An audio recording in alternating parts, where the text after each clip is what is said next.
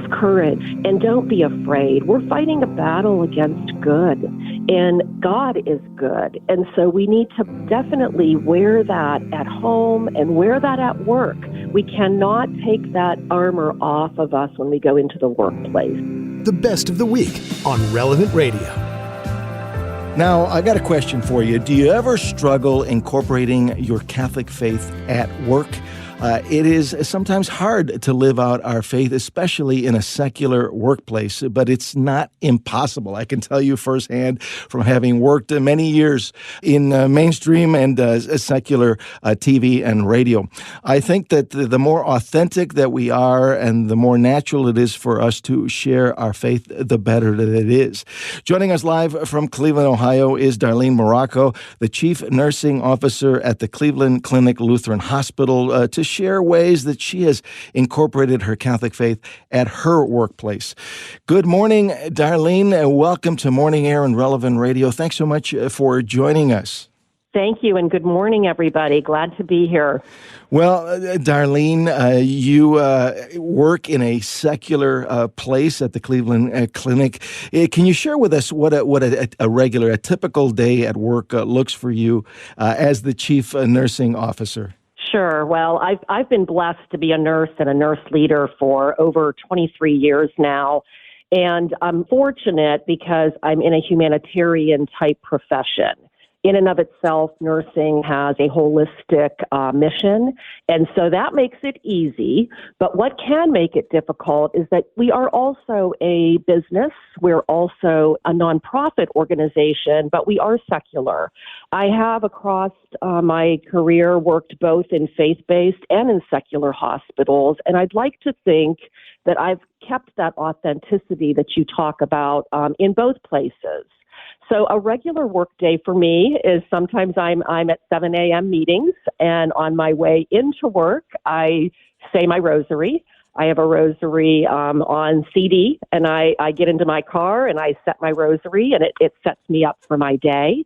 And then I am meeting with several people working on many serious hospital projects. I am an executive leader for a wonderful organization. The Cleveland Clinic in and of itself has a wonderful mission, a mission to serve and a mission, to meet as many community needs as possible. So I am with a good organization, and I'm around a lot of like-minded people here in Cleveland. We have a strong, faithful community here in Cleveland. So again, these things make it easy.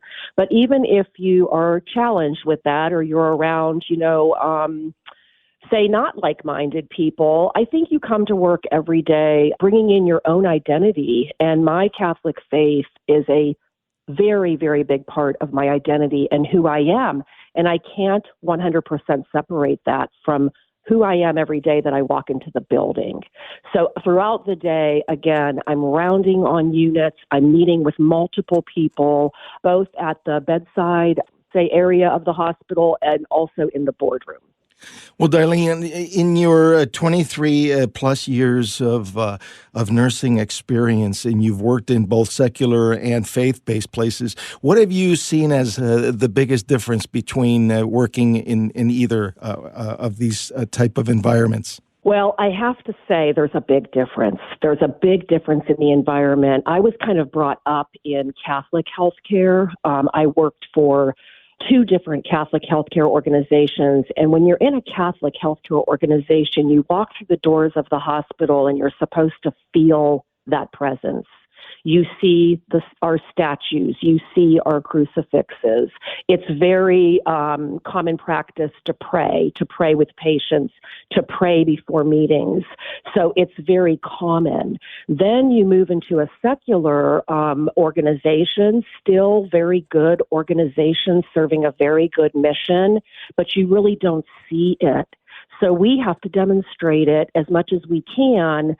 It's a balance. When you're in a secular organization, you bring who you are, but you don't force who you are. You respect everyone's faith, everyone's beliefs, but you definitely demonstrate your own Catholic faith in the way you interact, in the way you carry yourself, in the empathy that you have for others. And we also have some symbols that we are allowed to say show. For instance, in my office, I have a cross.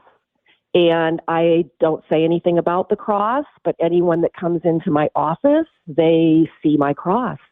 And a lot of people comment on my cross. And I'm so proud. I've moved it with me from office to office to office. And it really does speak who I am. The other thing is, just in the jewelry we wear, wear your crucifix to work. I have cross earrings and I have a crucifix and I wear it to work and I wear it proudly. And in the words you say to people, in sharing your stories with your colleagues, I think they can see who you are, but you do have to show them who you are.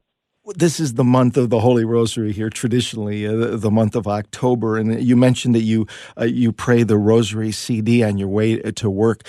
How important are those moments for you, meditating on the mysteries of the Rosary, to get you in the right mindset to be able to live out your faith in what you do in the nursing profession?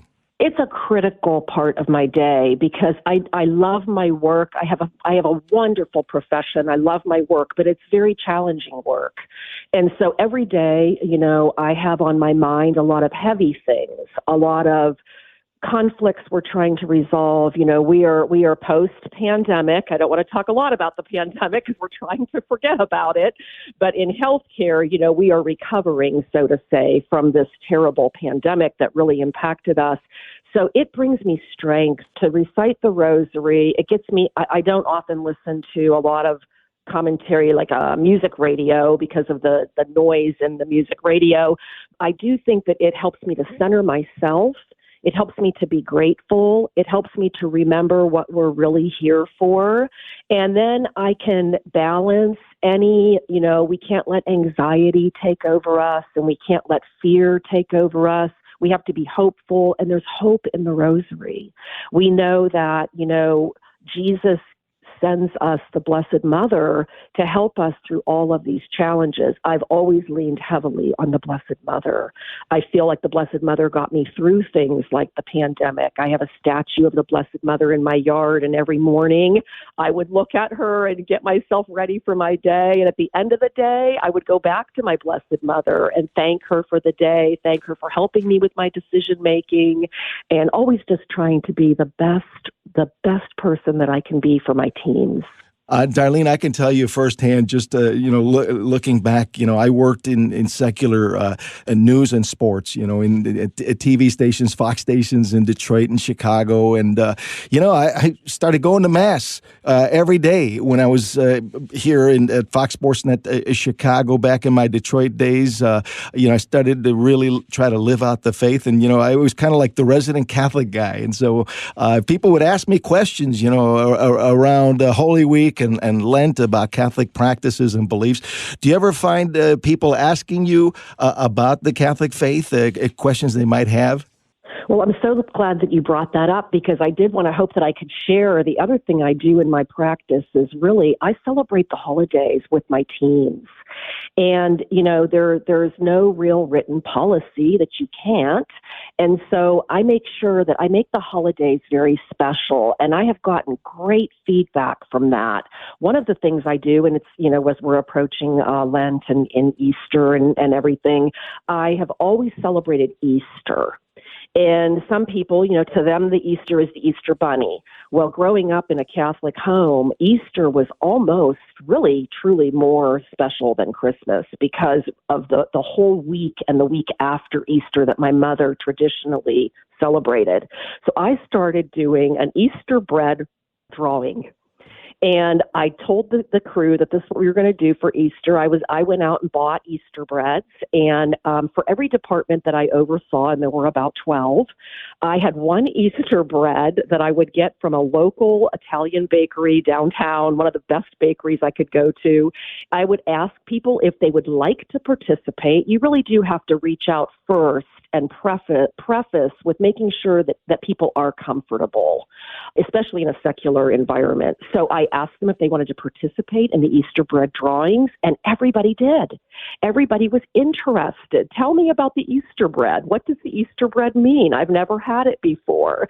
And so I kind of used that Easter bread to help me to celebrate Easter with everybody at work. And so then we would draw names on Good Friday, and then one person from each department would win the Easter bread. And then I would send an email out. So, you're kind of continuing this going. I would send an email out to just state who the Easter bread winners were. And then people would come back to me after they ate the Easter bread or they shared it with their family with such joy and such appreciation that I brought that little tradition to work. And I did it year over year. And so I think you can bring our Catholic holidays, I think that you can bring them to work in a way.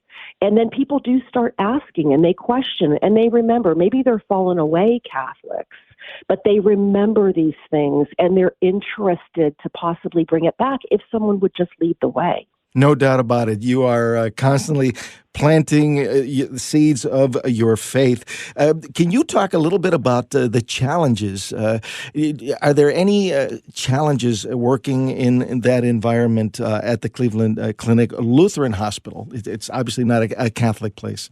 Not at the Cleveland Clinic, but I have had challenges in my career, of course, a long career of 23 years, where I was approached one time, about a prayer that we sent out during the pandemic, just kind of leadership prayer. One of my leaders that reported to me sent the prayer out, and I was approached by someone that said, Darlene, that's a little much, and you should have that person recall the prayer. She sent it just via email. We needed prayer at that time.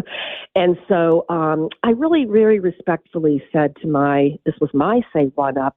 I said, it really is an inclusive organization here. We are an inclusive organization. And so this to me is just demonstrating part of our inclusivity.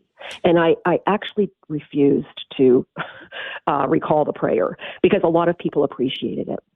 Well, Darlene, Tom from Vermont called a moment ago. He was driving, so he couldn't stay on the line, but he had a question for you. Wanted to know if you could talk about the First Amendment and how it protects you from religious self-expression, and if employers can tell you to stop doing something like, for example, having a cross in your office or even, wearing a crucifix. Well, they certainly, I guess they can do that, but we have rights also. Don't forget that, especially with the focus on inclusivity. I think we need to use that to our favor. I think that we need to say, well, we profess that we are an inclusive organization. This is part of who I am. This is my religious freedom. This is my First Amendment to speak. I'm not forcing. I'm not evangelizing here. I'm just living my identity and my authenticity, and I'm doing it respectfully and kindly to everyone that I come in contact with. Less than a minute. Final thought, maybe a word of inspiration for somebody listening of how they can be not afraid to share their faith in a secular workplace. Have courage. Leadership especially, we need to have courage.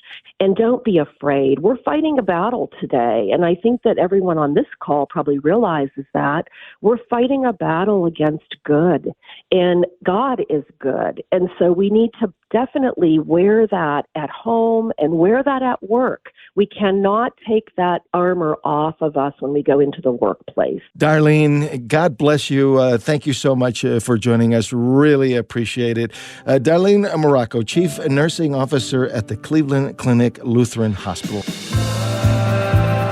This entire episode of Morning Air is on the Relevant Radio app.